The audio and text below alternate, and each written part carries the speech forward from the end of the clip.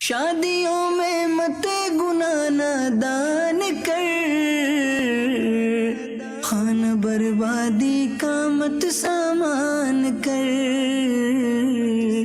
خانہ بربادی کا مت سامان کر۔ الحمدللہ رب العالمین والصلاة والسلام علی سید المرسلین، اما بعد فاعوذ باللہ من الشیطان الرجیم، بسم اللہ الرحمن الرحیم۔ الصلاة والسلام علیک یا رسول اللہ وعلی آلک واصحابک یا حبیب اللہ۔ الصلاة والسلام علیک یا نبی اللہ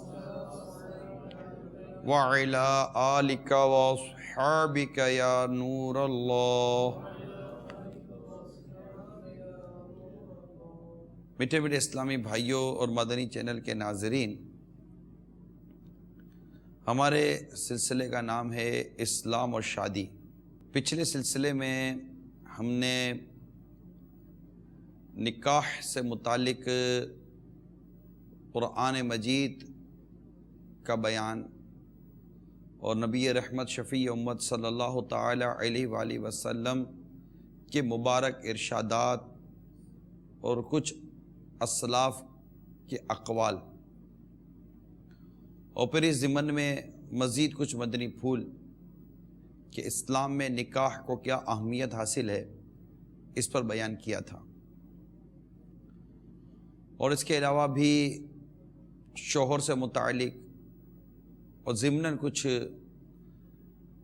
زوجہ یعنی بیوی سے متعلق کچھ مدنی پھول بیان کیے تھے، اور کچھ سوال جواب کا سلسلہ بھی رہا تھا۔ ہم اب اپنے سلسلے کو مزید آگے بڑھاتے ہیں۔ آپ نے اس سلسلے کے شروع میں پچھلے ہونے والے سلسلوں کی کچھ جھلکیاں ملاحظہ کر لی ہوں گی، تاکہ اب بھی جو سلسلہ ہو رہا ہے اس کا ربط ہمارے نئے ناظرین تک بھی پہنچ جائے، اور وہ ہمارے آگے کے بیان کے تسلسل کو بھی سمجھنے لگیں۔ نکاح یہ اس قدر فضیلت کا حامل ہے کہ ایک بزرگ تھے،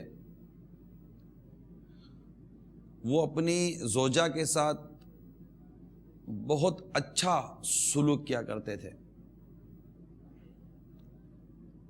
زوجہ کے انتقال کے بعد لوگوں نے ان سے کہا کہ نکاح کر لیجئے، مگر اب وہ نکاح کے لیے تیار نہیں ہو پا رہے تھے، اور تنہائی کو ہی وہ غنیمت سمجھ رہے تھے کہ تنہائی میں میری سوچیں منتشر نہیں ہوتی اور میں ٹھیک ہوں، نارمل اپنے آپ کو محسوس کر رہے تھے۔ یہ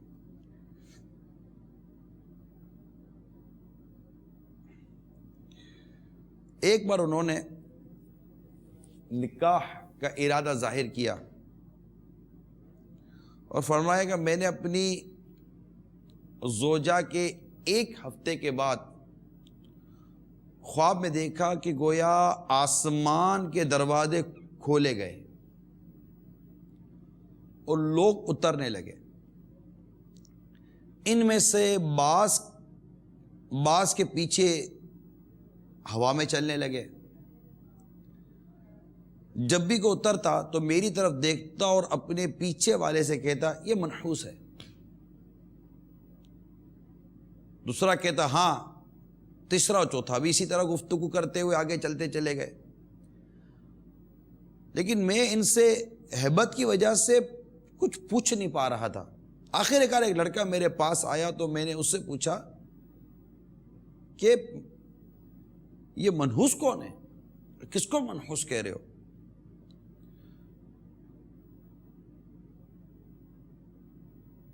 اس نے کہا آپ۔ مجھے جھٹکا لگا۔ میں نے وجہ پوچھی تو اس نے کہا کہ ہم تمہارا نامہ اعمال راہ خدا میں جہاد کرنے والوں کے اعمال ناموں کے ساتھ اٹھاتے تھے۔ لیکن ایک ہفتے سے ہمیں یہ حکم ملا ہے کہ ہم اسے پیچھے رہ جانے والوں میں رکھیں. ہم نہیں جانتے کہ تم نے کیا کیا. بس واقعہ بیان کرنے کے بعد انہوں نے فرمایا میرا نکاح کر دو، حتیٰ کہ انہوں نے ایک سے زائد نکاح کر لیا. تو یہ واقعہ بیان کرنے کا مطلب یہ کہ نکاح کو ہمارے دین میں، ہمارے اسلام میں بڑی اہمیت اور فضیلت حاصل ہے. البتہ پچھلے سلسلے میں نکاح سے متعلق چند مدنی پھول بیان کیے تھے، اور نکاح کس طرح ثواب کا ذریعہ بن سکتا ہے اس کے متعلق کچھ مدنی پھول بیان کرنے کی کوشش کی تھی. اور اس میں جو بہت بنیادی نیت تھی نکاح کرنے میں، نکاح سے پہلے کیا نیت کرنی چاہیے. وہ ہمارے عموماً شادی کرتے ہیں، نکاح کرتے ہیں، تو کیا نیت ہے، لڑکا کیا نیت کر رہا ہے، اس کے ماں باپ کیا نیت کر رہے ہیں، لڑکی کی شادی ہو رہی ہے تو کیا نیت ہو رہی ہے کہ نکاح ثواب کا ذریعہ بنے. تو اس متعلق پچھلے بیان میں وضاحت کر چکا. اب میں آپ کو نکاح کے کچھ فوائد بیان کرنا چاہ رہا ہوں کہ نکاح کرنے کے فائدے کیا ہیں، شادی کرنے کے فوائد کیا ہیں. اور یقیناً بنیادی فائدہ جو سب سے پہلا فائدہ میں بیان کروں گا وہ وہی ہے جو اس کی نیت میں بھی بہت اہمیت کا حامل ہے، اور وہ ہے اولاد کا حصول. امام غزالی علیہ رحمۃ اللہ الوالی نے یہ تحریر فرمایا ہے کہ یہ جو اولاد کا حصول ہے، اولاد حاصل کرنا، اولاد پانا، یہ گویا کہ یوں سمجھیے کہ یہ اس کا اصل فائدہ ہے نکاح کا. اور فرماتے ہیں کہ اسی کے لیے نکاح وضع ہوا، یعنی نکاح کی جو صورت بنی، نکاح کا جو بیان ہوا، جس وجہ سے نکاح نافذ کیا گیا، ہماری شریعت نکاح میں جو آیا، تو اس کی جو وضع ہے، اس کا جو بننا ہے، اس کا جو ہونا ہے، اس کی جو بنیادی وجہ وہ اولاد کا حصول ہے کہ یہ مقصود اصلی بھی نسل انسانی کو باقی رکھنا ہے. جو مقصود اصلی ہے نسل انسانی کو باقی رکھنا ہے تاکہ دنیا انسانوں سے خالی نہ رہے. اب اولاد کے حصول کا ذریعہ نکاح ہے. شادی ہوگی تو اولاد کے حصول کا ذریعہ ہوگا. بدکاری حرام ہے. اب یہ 4 صورتوں میں ثواب کا سبب بن سکتا ہے، جبکہ شہوت کے فساد سے بھی امان ہو. یہاں تک امام غزالی علیہ رحمۃ اللہ الوالی نے تحریر فرمایا ہے کہ اسلاف میں سے، یعنی ہمارے بزرگوں میں سے کسی نے بھی غیر شادی شدہ حالت میں بارگاہ الہی میں حاضر ہونے کو ناپسند جانا.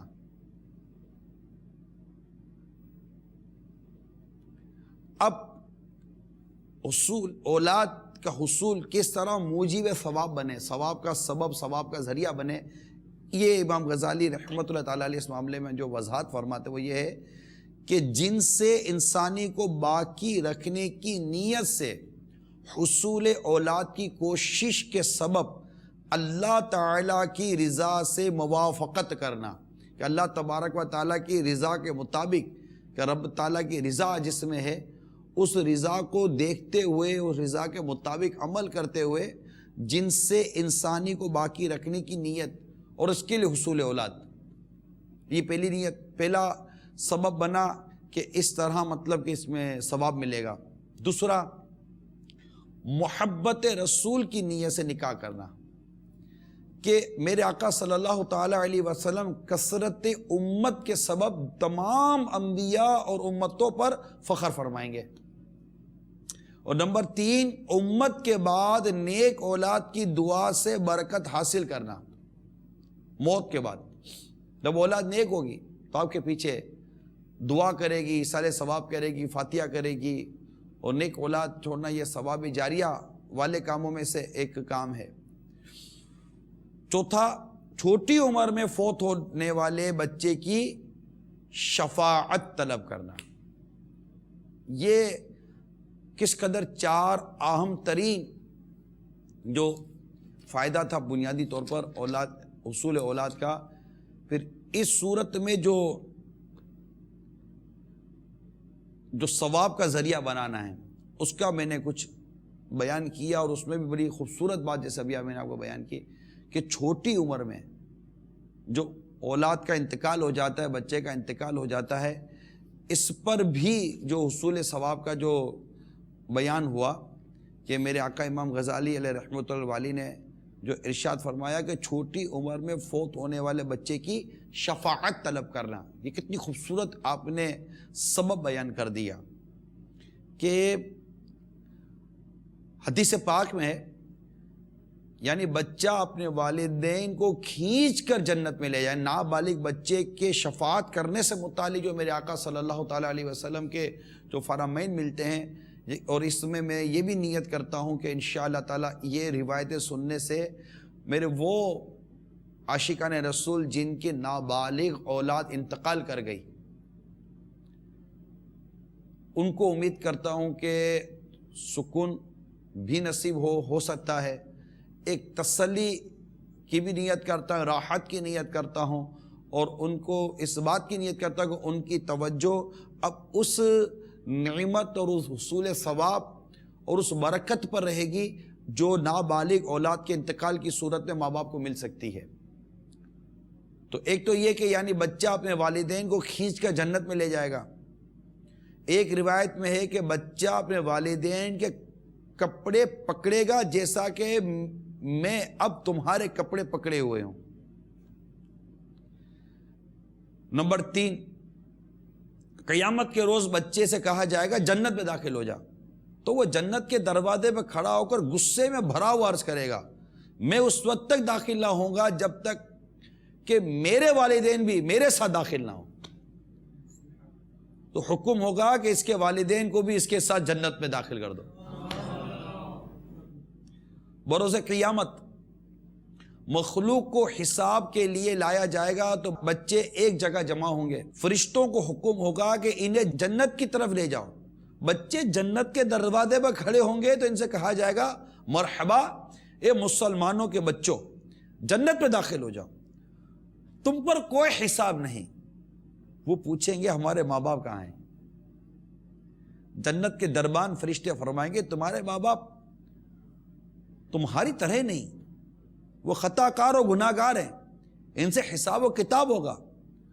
مصطفیٰ جان رحمت صلی اللہ تعالی علیہ وآلہ وسلم نے ارشاد فرمایا بچے غصے میں بھرے ہوئے بلند آواز سے چیخو پکار کریں گے تو اللہ تبارک و تعالی ارشاد فرمائے گا، حالانکہ وہ سب سے زیادہ جاننے والا ہے، کہ یہ شور کیسا ہے. تو فرشتے عرض کریں گے اے رب عز و جل، مسلمانوں کے بچے کہتے ہیں کہ ہم اپنے والدین کے بغیر جنت میں نہیں جائیں گے. اللہ تعالی ارشاد فرمائے گا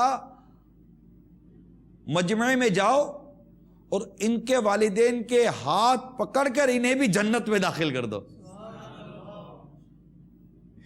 ایک اور حدیث سنیے، یعنی جس کے 2 بچے چھوٹی عمر میں فوت ہو گئے تو اس نے اپنے لیے جہنم سے آر بنا لی. 6ٹھی حدیث سنیے، جس کے 3 بچے مر گئے تو اللہ تعالیٰ اپنے فضل و رحمت سے اسے بچوں کے ساتھ جنت میں داخل فرمائے گا. عرض کی گئی یا رسول اللہ صلی اللہ تعالی علیہ وآلہ وسلم اگر 2 ہوں تو؟ ارشاد فرمایا 2 ہوں تو بھی یہی اجر و ثواب ہے. منقول ایک بزرگ کو لوگ ایک مدت تک نکاح کا کہتے رہے لیکن وہ انکار کرتے رہے. ایک روز وہ نیند سے بیدار ہوئے تو فرمانے لگے میرا نکاح کر دو، میرا نکاح کر دو.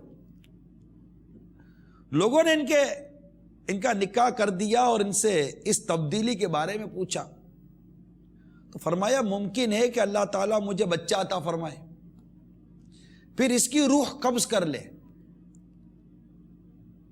تو وہ آخرت میں میرا پیش رو یعنی بارگاہ الہی میں میرا سفارشی ہوگا. پھر فرمایا میں نے خواب میں دیکھا کہ قیامت قائم ہو گئی ہے اور میں لوگوں کے ساتھ میدان محشر میں ہوں. تمام لوگوں کی طرف مجھے بھی شدت کی پیاس محسوس ہوئی. قریب تھا کہ میں ہلاک ہو جاتا، اچانک میں نے دیکھا کہ چند بچے سفید چیرتے اور مجمع میں آئے، ان کے سروں پر نور کے رومال، ہاتھوں میں چاندی کے کٹورے اور سونے کے کوزے تھے۔ وہ مجمع میں تلاش کرتے ہوئے بعض کو پانی پلاتے، بعض کو نہ پلاتے۔ میں نے بھی ان کی طرف ہاتھ بڑھاتے ہوئے کہا مجھے شدت کی پیاس لگی ہے، مجھے بھی پانی پلاؤ۔ تو ایک بچے نے کہا ہم میں کوئی آپ کا بیٹا نہیں، ہم میں سے ہر ایک اپنے والد کو پانی پلائے گا۔ میں نے پوچھا تم کون ہو؟ انہوں نے کہا ہم مسلمانوں کے وہ بچے ہیں جو بچپن میں فوت ہو گئے تھے۔ تو یہ میرے میٹھے میٹھے اور پیارے پیارے اسلامی بھائیوں اور مدنی چینل کے ناظرین، یقیناً اولاد کا یوں انتقال ہو جانا واقعی صدمے کی بات ہے، مگر یہاں دیکھیے کہ حصول اولاد کس طرح موجب ثواب بنتی ہے، یعنی ثواب کا سبب بنتی ہے، ثواب کا ذریعہ بنتی ہے۔ اس کی جو نیت تھی، اس کا جو ایک سبب تھا وہ یہ تھا کہ یہ ذہن بنائے کہ ہو سکتا ہے کہ میری اولاد پیدا ہو اور نابالغی کی عمر میں اس کا انتقال ہو جائے تو قیامت کے روز یہ میری سفارشی بنے گی۔ اب نکاح ہونے پر جب شروع سے یہ ذہن بنا ہوا ہے کہ اگر ایسا ہو تو آپ بتائیے کہ کیا واقعی اگر ایسا ہو جائے تو وہ واویلا، وہ شور و غل اور وہ بکواس جو عموماً ہمارے یہاں بچوں کے انتقال پر کی جاتی ہے اور جس طرح کا ماحول بنایا جاتا ہے، اور معاذ اللہ بعض اوقات عورتیں کفریات تک بکتی ہیں، اس میں بالخصوص اگر اس کی ماں ہو، جس کا انتقال ہو گیا، بچے کی ماں ہو، تو وہ بہت آپے سے باہر ہو جاتی ہے بعض اوقات، اور اگر اس کی نانی یا دادی ہو تو اور بہت آپے سے باہر ہو جاتے ہیں۔ پھر آس پاس کی جو عورتیں آتی ہیں معاذ اللہ، پھر اس میں رب تبارک و تعالیٰ پر طرح طرح کے اعتراضات وارد ہوتے ہیں اور طرح طرح کی بکواسیں کی جاتی ہیں، جن میں بعض صورتوں میں ایمان سے ہاتھ دھونے والی بھی صورتیں بنتی ہیں اور کفر کا حکم بھی لگتا ہے۔ اس کی وضاحت امیر اہل سنت کی کتاب کفریہ کلمات کے بارے میں سوال جواب میں بھی ہے، اور 28 کلمات کفر یہ چھوٹا سا رسالہ ہے، جیبی سائز کا بھی ہے، اس میں بھی اس طرح فوتگی کے وقت بکے جانے والے کفریہ کلمات کی وضاحت وہاں بھی ہے۔ تو اب اگر نکاح کے وقت ہی، کیونکہ نکاح کے فوائد میں سے ایک بنیادی فائدہ یہ حصول اولاد، اور یہ یوں سمجھیے کہ بہت بنیادی بات ہے۔ اب حصول اولاد اور کثرت اولاد، اس پر سرکار صلی اللہ تعالیٰ علیہ وسلم کا انبیاء کرام اور دیگر امتوں کو فخر فرمانا، یہ ساری باتیں، یہ سارے معاملات، یہ سارے ارشادات اور یہ اسلام و شریعت کی یہ بہترین روح اور مقصد جو ہمارے سامنے آیا، اس ساتھ ساتھ یہ بھی امام غزالی علیہ رحمۃ اللہ علیہ نے خوبصورت ایک رہنمائی فرما دی کہ اس طرح نابالغ اولاد کے فوت ہونے پر جو ثواب اور جو آخرت کا جو اجر ہے اور جو آخرت کا معاملہ ہے، اس پر بھی نظر رکھے۔ اور اس کے متعلق میں نے آپ کو کم و بیش 6 سرکار صلی اللہ تعالیٰ علیہ وسلم کے فرمان بھی بیان کیے، ساتھ ہی ساتھ ایک بڑی ایمان افروز حکایت آپ کو سنائی۔ اب آپ بتائیے وہ میرے عاشقان رسول جن کی اولاد انتقال کر گئی ہے اور وہ اس معاملے میں بڑے کہ وہ ان کا انداز اچھا نہیں ہے، ہمارا انداز کیا ہونا چاہیے؟ ہمارے آقا صلی اللہ تعالیٰ علیہ وسلم کے جو فرمان ہیں اور اس کے متعلق جو کچھ ضمن میں جو واقعات ہیں، اس کو پیش نظر رکھیے اور صبر سے کام لیجئے۔ اللہ تبارک و تعالیٰ قادر مطلق ہے، وہ چاہے تو آپ کو مزید اولاد سے نواز دے، نہ چاہے تو نہ نوازے، جس کے مقدر میں جو ہوگا وہ اس کو ملے گا۔ البتہ حصول اولاد کی نیت اور اس فوائد پر نظر رکھنے والا امید کرتا ہوں کہ ڈھیروں ڈھیر اجر و ثواب کا مستحق ٹھہرے گا۔ صلو علی الحبیب صلی اللہ تعالی علی محمد، توبوا الی اللہ استغفر اللہ، صلو علی الحبیب صلی اللہ تعالی علی محمد۔ نکاح کے فوائد میں جس طرح نگاہ، شرمگاہ وغیرہ کی حفاظت ہے اور جس حد تک ایمان کا تحفظ ہے، ان تمام تر بیانات کے بعد وہ بھی پچھلے سلسلوں میں ہو چکے۔ ایک اور اہم ترین فائدہ یہ ہے کہ گھر کے معاملات چلانا، یہ سارے جب شادی ہوگی، نکاح ہوگا تو ایک گھریلو معاملات ہوتے ہیں، اور پھر یہ گھریلو معاملات بھی نا، اس میں کچھ معاملات تو بڑے لذت بھرے اور بڑے ذوق اور شوق بھرے، لطف و سرور بھرے ہوتے ہیں، اور بعض اوقات بڑی تکالیف کا سامنا بھی ان تمام تر چیزوں میں کرنا پڑتا ہے۔ تو یہ بھی جو ہے نا ایک کیفیتوں کا، قلب کا، ذہن کا تبدیل ہونا، ظاہر ہے کہ جب گھر میں آتا ہے تو پورا ایک انداز میں تبدیل ہو جاتا ہے، اور وہ نکاح جس میں اس بات کو مد نظر رکھا گیا ہو کہ میں نکاح کر کس سے رہا ہوں، جس کا بیان آئے گا، میں نکاح کر کس سے رہا ہوں، اور لڑکی کی طرف والے لڑکے کے لیے اور لڑکے والے لڑکی کی طرف لڑکی کے لیے اگر ان پہلو پر غور کریں گے جو میں عرض کروں گا بھی اور کچھ عرض کر بھی چکا ہوں پچھلے سلسلوں میں، تو میں امید کرتا ہوں کہ ان کا گھر سنتوں کا گہوارہ ہوگا، اس کو گھر کے اندر ایک عجیب قسم کی راحت نصیب ہوگی اور فرحت نصیب ہوگی، اور وہ ایک سکون اور سرور پائے گا، اور یہ بھی دل کے لیے، قلب و ذہن کے لیے بڑی عمدہ بات ہوتی ہے۔ جیسے کہ مولا علی کرم اللہ تعالیٰ وجہ الکریم نے ارشاد فرمایا، دل کو ایک ساتھ سکون پہنچاؤ، کیونکہ جب اس پر جبر کیا جاتا ہے تو یہ اندھا ہو جاتا ہے۔ اسی طرح سرکار مدینہ صلی اللہ تعالیٰ علیہ وآلہ وسلم نے ارشاد فرمایا کہ ہر عمل کرنے والے کے لیے مشقت ہے اور ہر مشقت والے کے لیے راحت ہے، تو جس کی راحت میری سنت پر عمل میں ہو، تحقیق وہ ہدایت پا گیا۔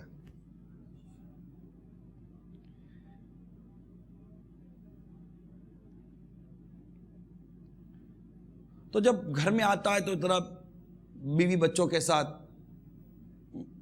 اب یہ جو کرتا ہے، جو نہیں کرتا تو وہ اس کے نصیب، تھوڑا بیوی کے ساتھ تلطف کی بات ہوتی ہے، کچھ خوش طبعی کی بات ہوتی ہے، مذاق وغیرہ ایک اچھے اور مہذب ماحول میں ہوتی ہے، بچوں کے ساتھ کوئی اس طرح کا ماحول ہوتا ہے۔ اب جو ان چیزوں کو نہیں سمجھتے ان کے نصیب کی بات ہے، ورنہ اگر ہم سرکار مدینہ صلی اللہ تعالیٰ علیہ وآلہ وسلم کی پیاری پیاری مبارک سیرت پر اگر نظر کرتے ہیں تو اس میں تو یہ اس طرح کے بہت سارے پہلو ہیں کہ سرکار مدینہ صلی اللہ تعالیٰ علیہ وآلہ وسلم اپنی ازواج مطہرات کے ساتھ، یعنی امہات المومنین جو ہماری امی جان ہیں، ان کے ساتھ سرکار صلی اللہ تعالیٰ علیہ وسلم کا انداز بڑا خوبصورت و بڑا عمدہ تھا، بڑا دل فریب انداز تھا، اور میں امید کرتا ہوں کہ یہ انداز میں انشاءاللہ تعالیٰ آگے چل کر بیان کروں گا کہ مرد کو، شوہر کو اپنے گھر میں کیسا ماحول بنانا چاہیے، اس کو کس انداز سے اپنے گھر میں اپنا وقت گزارنا چاہیے۔ انشاءاللہ تعالیٰ اس پر میں رب کی رحمت شامل رہی آئندہ سلسلے میں اس کو بیان کرنے کی کوشش کروں گا۔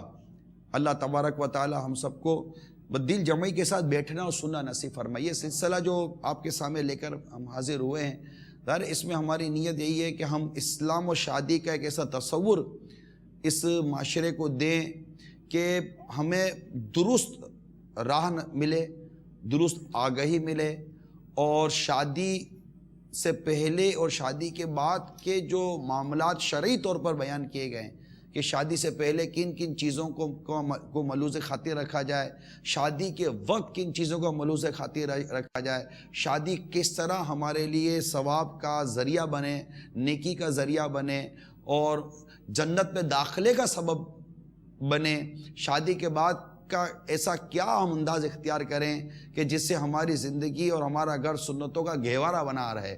ظاہر ہے کہ جب یہ ساری چیزیں آئیں گی تو اس سے ایک اسلامی معاشرہ ڈیولپ ہوگا، ایک خوبصورت معاشرہ ڈیولپ ہوگا، اور ماں باپ ایک چونکہ نیک اور پرہیزگار واقعی ہوں گے تو سیدھی سی بات ہے کہ اس کا اثر اولاد پہ پڑے گا۔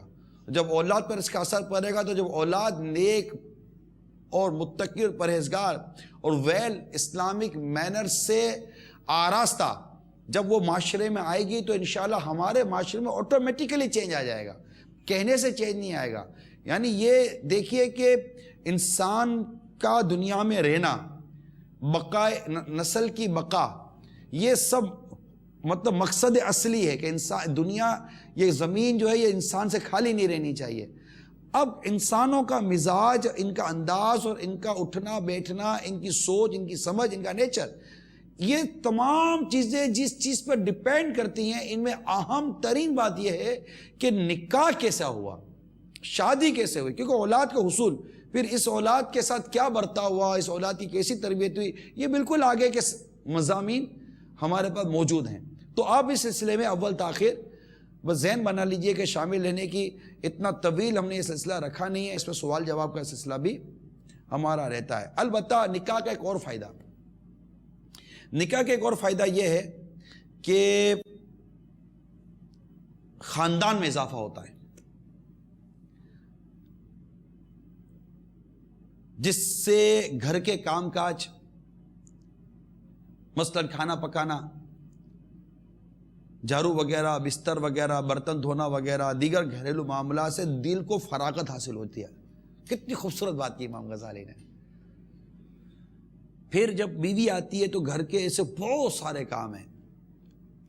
یعنی آپ ایک ایسے گھر کو دیکھیے کہ جس میں، جس کو ہمارے عموماً لینگویج میں کہتے ہیں نا کہ وہ بیچلر جہاں رہتے ہیں، لڑکے لڑکے رہتے ہیں، اور عام لینگویج میں جو بازار لینگویج ہے چھڑا چھٹ ہیں. تو جیسے کہ یہ بیچلر نوجوان لڑکے جہاں رہتے ہیں، آپ کبھی جا کر ان کے گھر کا حال دیکھیے، بولو ایک یا دو رہتے ہوں، اور اگر اس گھر میں کوئی عورت ہو، اب اس گھر کا حال دیکھیے.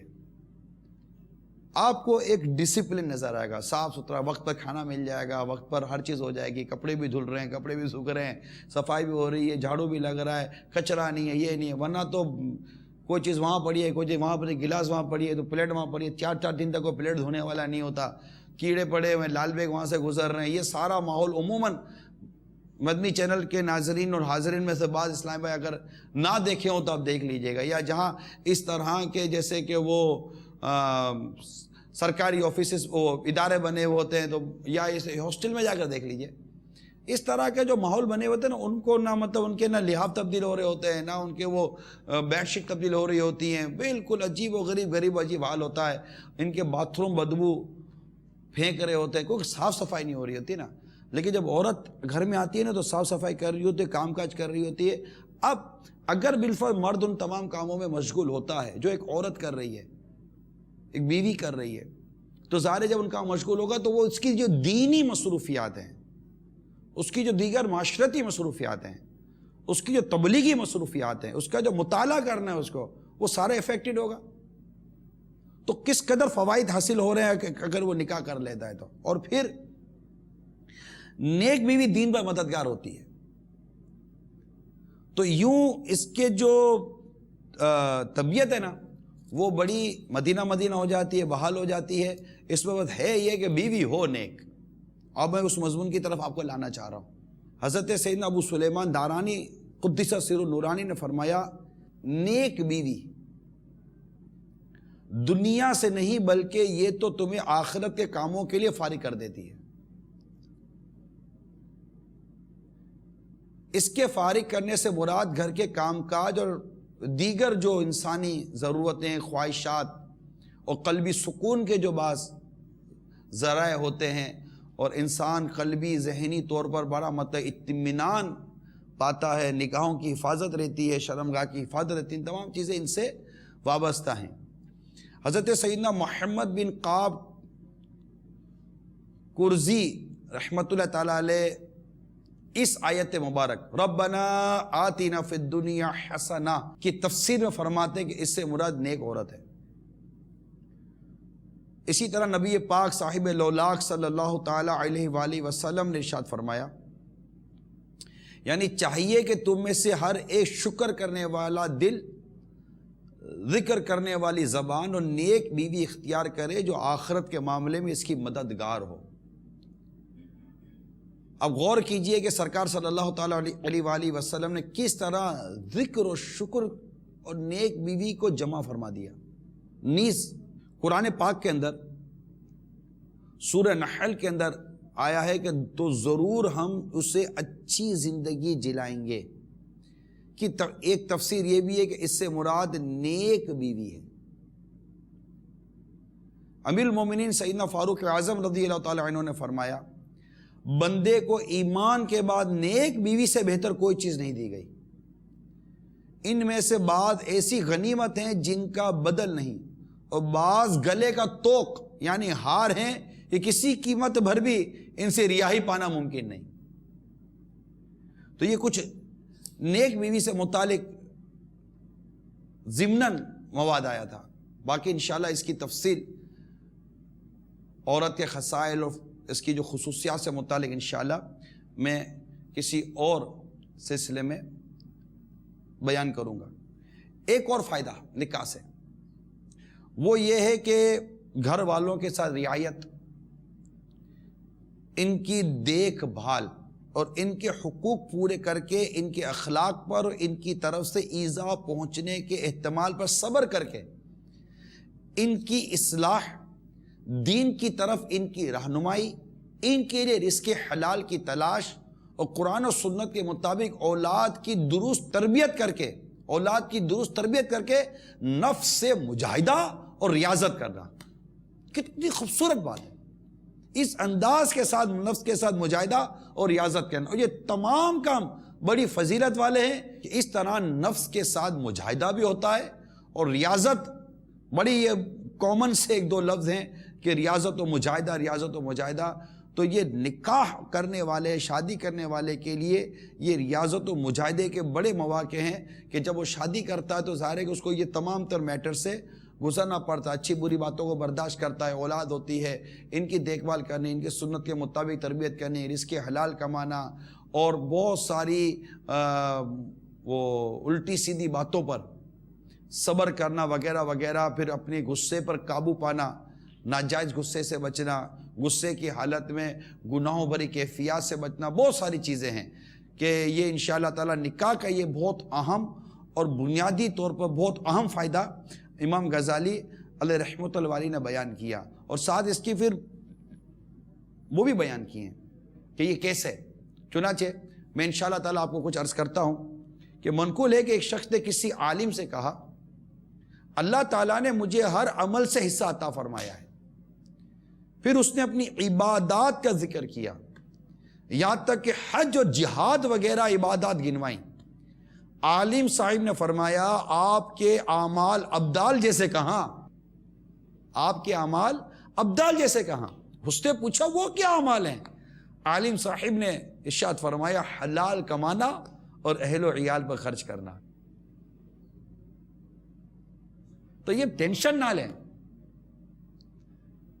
یہ جو ہمارے اسلامی بھائی اگر شادی شدہ ہے نا کہ یار یہ حلال کمانا، میں مانتا ہوں کہ حلال کمانا یہ آسان کام نہیں ہے، بالخصوص اس دور میں کہ جہاں پر ہر طرف سے جیسے کہ کہہ سکتے ہیں کہ 100% اگرچہ نہ سے لیکن حرام کی بھرمار ہے، حرام کی پکار ہے، حرام کی طرف بلایا جا رہا ہے۔ ان حالات میں حلال روزی حاصل کرنے کی طرف جانا یقین مانیے یہ ایک کمال کی بات ہے۔ اللہ تعالیٰ جس سے چاہے یہ حلال روزی والی نعمت اس کو عطا فرما دے، ورنہ کیا سیٹ، کیا نوکر، کیا اجیر، کیا یہ کیا وہ، بہت مشکل، کیونکہ علم نہیں ہے نا، رزق کا علم نہیں ہے۔ اب جیسے نکاح کا بیان ہو رہا ہے، اب جتنے بھی اس وقت شادی شدہ عاشقان رسول اس سلسلے میں شامل ہیں، اب وہ غور کریں کیا نکاح سے پہلے یہ ساری باتیں پڑھی سیکھی سمجھی تھی؟ نہیں، پتہ ہی نہیں تھی، پتہ ہی نہیں تھا۔ میں نے یہ کہا نا کہ جب شادی کی عمر ہوئی تو بھائی شادی کرنی ہے بیٹے کی، کیوں کرنی ہے، کیا مقصد ہے؟ تو بات تو مقصد بھی اچھے نہیں ہوتے، عجیب و غریب قسم کے مقصد ہوتے ہیں، یا ہوتے تو وہاں کوئی ایسی اچھی نیتیں نہیں ہوتی کہ ثواب ہوگا، اجر ملے گا، اللہ کی رضا پانے والے کام ہوں گے۔ لہٰذا جو شادی شدہ نہیں ہیں ان کے لیے اس میں ابھی سے مدری پھولیں کہ وہ ابھی سے اس انداز پر اپنا ذہن بنائیے اور یہ نیتیں کیجئے، ان فوائد پر نظر رکھیے اور ان فوائد کو شریعت کے مطابق پانے کے لیے علم حاصل کیجئے۔ اس کے لیے مدنی قافلوں میں سفر کریں، ہفتہ وار اجتماع میں دعوت اسلامی کی شرکت کریں، مدنی چینل دیکھتے رہیں، یہ جو بیانات ہو رہے ہیں اس بیانات کو سننے کی کوشش کیجئے۔ نکاح سے پہلے ان بیانات کو سنیے، نکاح کے بعد بھی سنیے، تاکہ چلے وہ ہے نا کہ جب جاگے تب ہوا سویرا، تو اب مطلب کہ چلے گزر گئے اب تو اچھی گزرے، اب تو ہم ثواب کی طرف بڑھیں. حضرت سیدنا عبداللہ بن مبارک رحمت اللہ تعالیٰ علیہ نے ایک بار ایک غزوے میں اپنے دوستوں سے فرمایا جو عمل ہم کر رہے ہیں یعنی جہاد، کیا تم اس سے افضل عمل جانتے ہو؟ انہوں نے کہا نہیں. فرمایا میں جانتا ہوں. پوچھا وہ کون سا عمل ہے؟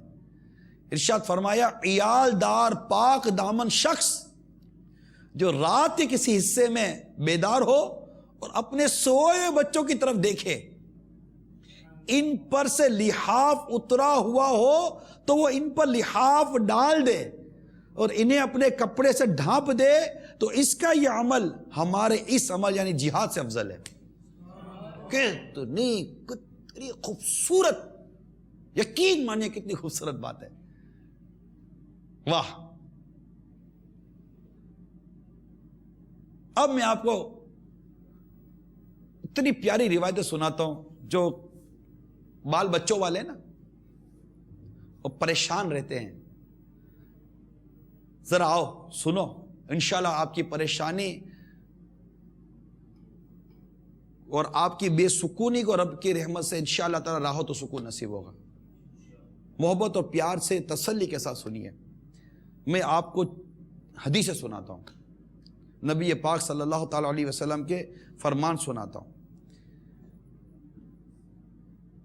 پہلی حدیث، جس شخص کی نماز اچھی، جس شخص کی نماز اچھی، کنبہ زیادہ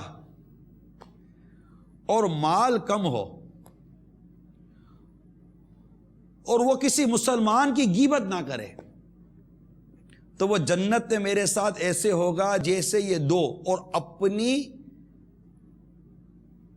2 انگلیوں سے اشارہ فرمایا. اب یوں فرمایا یا یوں فرمایا یہ میں نہیں جانتا، اپنی 2 انگلیوں سے اشارہ فرمایا.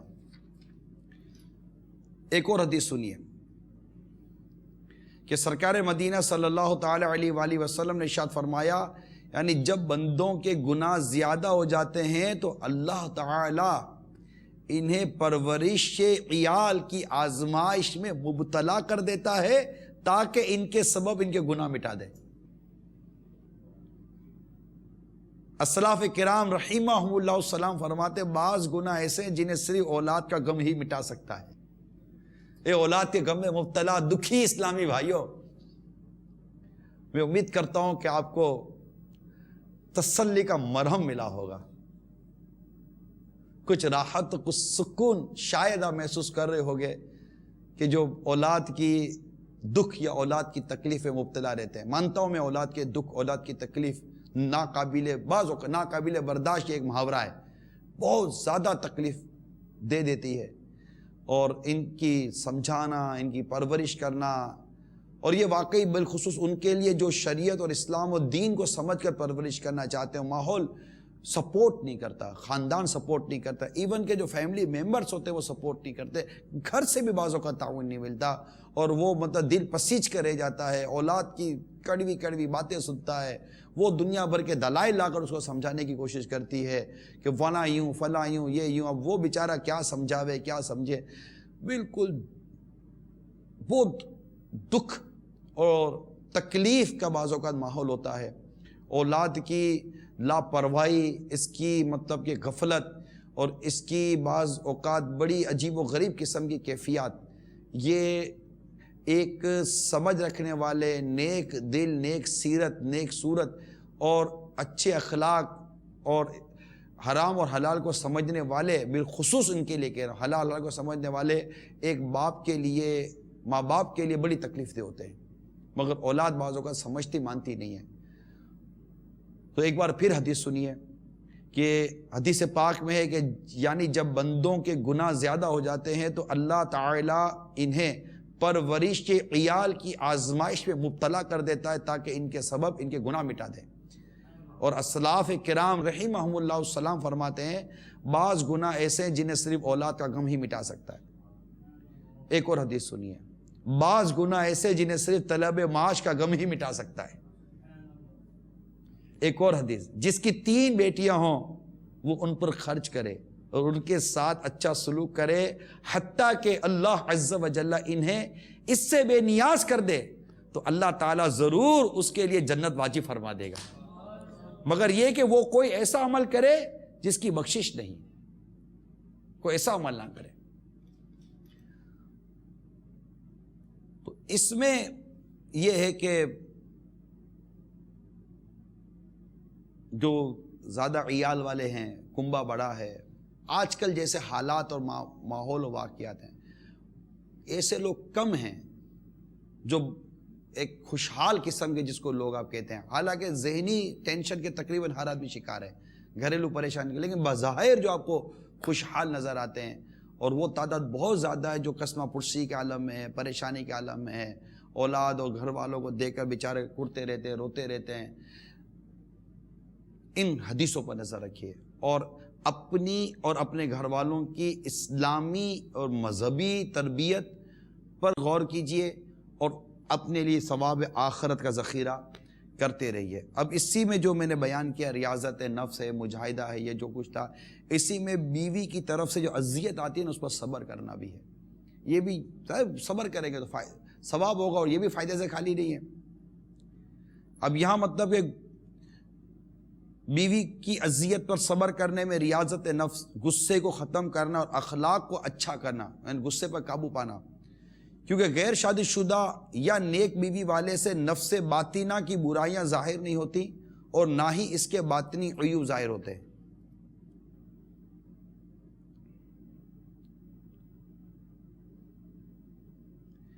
لہذا راہ حق کے مسافر پر لازم ہے کہ بطور تجربہ وہ اپنے نفس کو اس طرح کی تکلیف دہ باتوں پر پیش کرے، اس سے ان پر صبر کا عادی بنائے تاکہ اس کے اخلاق بہتر ہوں اور نفس بری صفات سے پاک و صاف ہو۔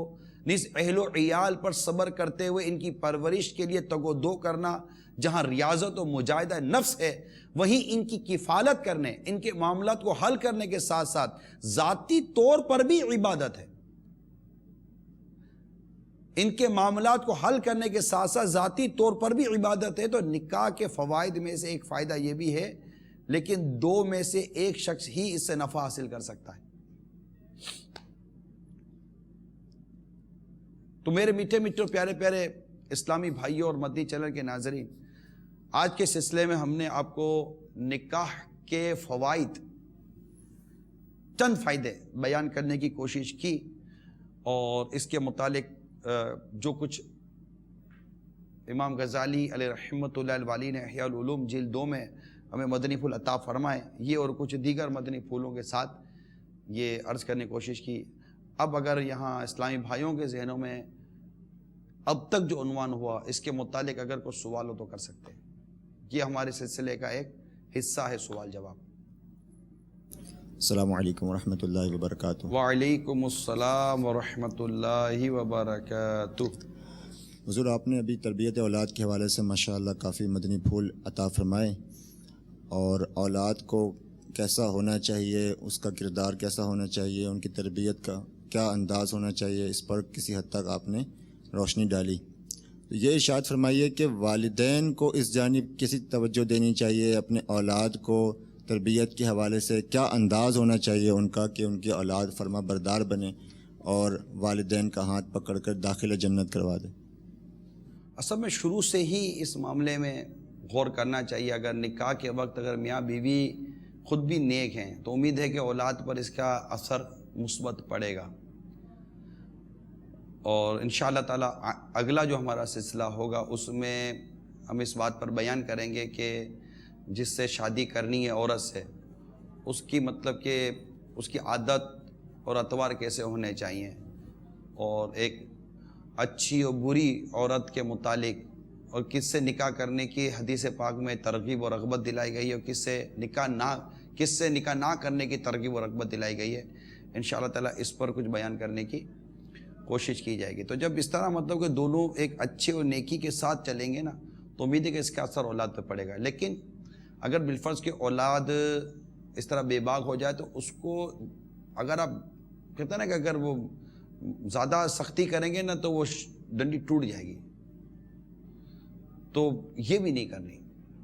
بعض اوقات اس بیٹے میں لچک نہیں ہوتی، اس میں پہلے لچک پیدا کی جائے، اس کو تھوڑا سا شفقت دیں، اس کو تھوڑی سی محبت دیں، اس کی جائز جو صورتیں، کیفیت اور اس کی جو خواہشات ہیں اگر آپ کے بس میں ہیں تو اس کو کسی حد تک سیٹل کرنے کی کوشش کریں، اس کو کور کرنے کی کوشش کریں اور اس کو وقت دیں. اور پھر اس کی اگر کسی جائز گفتگو ہو، بھلے ادھر ادھر کی گفتگو کرتا ہو، صبر سے آپ کی سنیں تاکہ اس کو لگے کہ میری کو سنتا ہے گھر میں، میری کو بات ہوتی ہے گھر کے اندر. تو انشاءاللہ امید ہے کہ اس سے فائدہ ہوگا. پھر آہستہ آہستہ وہ اس کے دل میں آپ کی باتوں کی اور آپ کے قرب سے آپ کی محبت پیدا ہوگی. اب اس کو ایک ساتھ سارا سبق نہ پڑھائیں، گریجولی ایک ایک کر کے اگر آپ اس کو سمجھانے کی کوشش کریں گے اور اس میں بھی ضد بحث سے کام نہ لیں تو دیکھیں یہ یوں سمجھیے کہ ایک مریض کا علاج کرنا ہوتا ہے. ڈاکٹر مریض کا علاج تیش میں آ کر، غصے میں آ کر، مار دھار کر کے نہیں کرتا، بہت آہستگی کے ساتھ علاج کرتا ہے. اور اگر مریض بہت ساری بیماری، مثال کے طور پر کہ ایک ایسا مریض آتا ہے کہ جس کا آپریشن کرنا ہے، اب ڈاکٹر دیکھتا ہے کہ اس کو شوگر بھی ہے تو پہلے ڈاکٹر اس کی شوگر کنٹرول کرتا ہے. شوگر کنٹرول کرنے کے بعد پھر اس کے آپریشن کی طرف جاتا ہے. اس کے بلڈ پریشر کے اگر مرض ہیں یا دیگر اس طرح کی بیماریاں ہیں تو پہلے ایسی بیماریوں کو قابو کیا جاتا ہے جس سے اس کا میجر آپریشن کرنا ہے. تو جب تک کہ والد صاحب حکمت عملی اختیار نہیں کریں گے اور جیسا ایک طبیب اپنے مریض کے ساتھ شفقت و محبت کا برتاؤ کرتا ہے اور اس کی طرف سے بعض اوقات چیخو پکار بھی ہوتی ہے مریض کی طرف سے، لیکن ڈاکٹر اپنے آپ کو تحمل مزاجی کے ساتھ لے کر چلتا ہے اور مریض کا علاج کرتا ہے. تو اس طرح اگر کسی کی اولاد، اللہ نہ کرے نافرمان اولاد سے اس کو واسطہ پڑ گیا اور آج اگر اس کی سمجھ میں آتا ہے کہ میں نے اپنی اولاد کی تربیت کرنی ہے تو اولاً تو پہلے وہ خود کو نیک و پرہیزگار بنائے، نمازی بنائے، سنتوں کا پیکر بنائے اور اچھا مطالعہ رکھے، نیکی و پرہیزگاری اختیار کرے، تقوی اختیار کرے. خود بخود اللہ کی رحمت سے اس کی مدد ہوتی چلی جائے گی. حضور آپ نے فرمایا کہ مدنی منع کو یا بچے کو سیٹل کرنا چاہیے اور اس کو سمجھانا چاہیے. اب بچے کی فرمائش ہے 10,000 والا موبائل چاہیے، اب باپ کی تنخواہ ہی 5,000 روپے پر منتھ ہے تو وہ کس طرح بچے کو قائل کرے اور اس کو لے کر دے اور اس کے جائز مطالبے کو پورا کرے؟ آپ تو طالب علم ہیں اور آپ تو ماشاءاللہ درس نظامی بھی کیے ہوئے ہیں، آپ کو پتہ ہے کہ سوال ہی میں جواب ہوتا ہے نا؟ سوال میں آپ کے سوال میں آپ کا جواب موجود ہے. اس طرح حضور وضاحت فرماتے ہیں. اس طرح کہ آپ نے خود سوال کیا کہ جیسا کہ میں نے کہا، آپ نے مجھے کہا کہ جیسا کہ آپ نے کہا کہ جائز اور جب اس کے لیے ممکن ہو تو اس صورت میں اگر اس کی خواہش پوری کرے، تو جب آپ کے لیے ممکن اس صورت میں ہوگا کہ اس کی تنخواہ اس کے سیٹل ہوگی، وہ تو بچے کو وہ کور کر لے گا کہ بیٹا میری تنخواہ اتنی نہیں ہے میں کہاں سے کروں، تو وہ سمجھانا شروع کرے گا. اور جیسے حالات ہوتے ہیں نا اس میں بیٹا ڈائریکٹ منہ اٹھا کر فرمائشیں بھی نہیں کر دیتا. یہاں باپ پریشان ہوتا ہے اس کی بری عادتوں سے، تو وہ آہستہ آہستہ وہ جب اس کی پریشانی و مجبوری اولاد کو جب سمجھے گی اور اس کے بس میں ہی نہیں ہے، جیسے آپ نے کہا نا کہ جب 10,000 کیا اس کو موبائل چاہے، اس کی تنخواہ 10,000 نہیں ہے، اگر 10,000 تنخواہ ہے بھی تو پورے مہینے کی تنخواہ وہ ہٹے گا موبائل پہ دے گا تو گھر کہاں سے چلائے گا. لیکن وہ اپنے بیٹے کو کور کر لے کہ بیٹا ٹھیک ہے اگر آپ کو کوئی ایسی چیز چاہیے یا موبائل ہی تو ضروری نہیں ہے، کوئی بھی ایسی چیز چاہیے تو اس کو میں انشاءاللہ اس طرح کر کے ترکیب بنا دوں گا. آپ دعا کرو اللہ تعالیٰ ہمارے اس میں برکت دے. یوں کر کے اس کو تھوڑا سمجھانے کی کوشش کریں، لڑائی جھگڑا نہ کرے. مطلب جیسے یہی اولاد نے اگر 10,000 کا مطالبہ کر دیا موبائل کا تو گدھا پتہ بھی ہے کہ میرا 10,000 میری تنخواہ ہے، بے وقوف اتنی سمجھ نہیں آتی کہ باپ سے کس چیز کا مطالبہ کرنا چاہیے. اب اس طرح سمجھانے کے بجائے اگر تھوڑی رحم دلی اور پیار و محبت سے سمجھے گا تو سمجھ جائے گا. امید ہے نہیں بھی سمجھے گا تو کم از کم بگڑے گا تو نہیں. کھانا اچھا نہ بھی بنے تو کم از کم سرنے سے تو بچاؤ، کچھ نہ کوئی ٹریٹمنٹ کر کے کھانا اچھا بنا لیا جائے گا.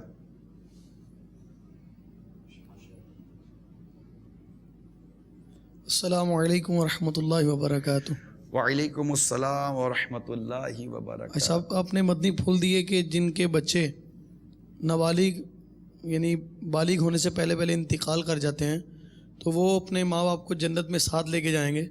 اگر ان کے والدین کو پتہ ہے کہ بچے ہمارے انتقال کر گئے تو وہ جان بوجھ کے بھی گناہ کریں اور سود والے کاموں پہ، حرام والے کاموں پہ دخل اندازی کریں، وہ کام کریں، تو کیا پھر بھی ان کے بچے ان کو جنت میں لے کے جائیں گے؟ اللہ تعالیٰ کی مشیت پر ہے یا رب تبارک تعالیٰ کی مشیت پر ہے. حدیث میں موجود ہے اور باقاعدہ لکھا یا آپ نے جیسے حدیث سنی بھی کہ جب کہ ماں باپ گناہ گار خطا کار ہیں، اس کے باوجود بھی اب اللہ تبارک و تعالیٰ جس کو بخشے، بے پوچھے بخشے، اس کو کون پوچھے، اس کو کون پوچھنے والا؟ اللہ قادر مطلق ہے. تو ہم اس پہ کیسے کہہ سکتے کہ نہیں ایسا نہیں ہوگا؟ اللہ تعالیٰ جس کے لیے اس طرح کے اسباب پیدا کرنا اس کی مشیت ہوگی تو وہ اسباب پیدا کر ہی دے گا. ہم اس میں بند کیسے باندھیں؟ لیکن یہ ضروری ہے کہ ماں باپ کو یہ سوچ کر گناہ کرنا نہیں چاہیے کہ ہماری اولاد ہم کو بخشوا کر جنت میں لے جائے گی، کیونکہ گناہ یہ ایمان کو برباد کر دینے والے بھی ہوتے ہیں. اگر ایمان ہی برباد ہو گیا تو پھر جنت تو مسلمانوں کے لیے، کافروں کے لیے تو نہیں ہے. واللہ تعالی عالم ورسول عالم عز وجل وصلی اللہ تعالی علیہ وسلم. صلو علی الحبیب صلی اللہ تعالی علیہ وسلم. السلام علیکم ورحمۃ اللہ وبرکاتہ. وعلیکم السلام ورحمۃ اللہ وبرکاتہ. ماشاء اللہ عیسیٰ صاحب آپ نے بھی بہت ہی پیارے مدنی پھول عطا فرمائے. تو عیسیٰ صاحب آج کل ایک والدین کی تعداد ہے جو یہ کہتی ہوئی سنائی دیتی ہے کہ مار کے بھی دیکھ لیا، پیار کر کے بھی دیکھ لیا، لیکن نہیں سدھرتی. ایسے والدین کے لیے اب کیا مدنی پھول ارشاد فرماتے ہیں کہ وہ اولاد کے ساتھ کیا رویہ رکھیں، ان کی کیسے تربیت کریں، ان کو کیسے سدھاریں؟ اس کے لیے پہلے اس بات پر غور کرے کہ جب سختی کا وقت ہے اس وقت سختی کی تو شاید پتہ چلے گا نہیں اس وقت سختی نہیں کی تھی، اس وقت پیار دیا تھا. اور پھر پوچھوں گا جب پیار کا وقت تھا تو پیار کیا تھا نہیں، اس وقت سختی کرتی تھی. تو جب پانی زمین کو ضرورت سے زیادہ پانی دے تو زمین بھی ضائع ہو جاتی ہے. تو اصل میں سختی جہاں کرنی ہے وہاں سختی کی، اور اگر کی تو کیا اتنی کی جتنی کرنی تھی، اور جتنی نرمی کی تو کیا وہ نرمی کا مقام تھا، اور اتنی ہی نرمی کی جتنی نرمی کرنی تھی. تو آپ بولو گے یہ بڑی مشکل بات کر دی تم نے. تو بات مشکل ہے، آسانی ہے. بات صرف اتنی ہے جو اس سلسلے کا ایک سبب بھی ہے، اس سلسلے کا ایک جو وجہ بھی ہے کہ ہمیں اس پتہ چلے کہ ہماری شادی سے پہلے اور شادی کے بعد، نکاح سے پہلے، نکاح کے بعد، اولاد سے پہلے اور اولاد کے بعد ہماری ذمہ داریاں کیا ہیں. اسی لیے ہم نے یہ موضوع کا انتخاب کیا، اسلام اور شادی. اور انشاءاللہ تعالی ہم اپنے آئندہ سلسلے میں، نیکسٹ سلسلے میں ہم انشاءاللہ آپ کو اب ان اسلامی بہنوں کے بارے میں بتائیں گے، ان عورتوں کے بارے میں، ان لڑکیوں کے بارے میں بتائیں گے کہ جن سے شادی کرنے کے حوالے سے اسلام نے ہمیں ترغیب دی ہے، تاکہ اچھی اور بری بیوی کے متعلق جو کچھ رہنمائی ہماری کی گئی ہے وہ نکاح سے پہلے کر دی گئی ہے. تو وہ خصوصیات اور وہ خصائل دیکھنے کی حاجت ہے. اللہ تعالیٰ عمل کرنے کی توفیق عطا فرمائے. آمین بجاہ نبی الامین صلی اللہ تعالیٰ علیہ وآلہ وسلم. صلو علی الحبیب صلی اللہ تعالیٰ. شادیوں میں مت گناہ نادان کر، خانہ بربادی کا مت سامان کر، خانہ بربادی کا مت سامان کر.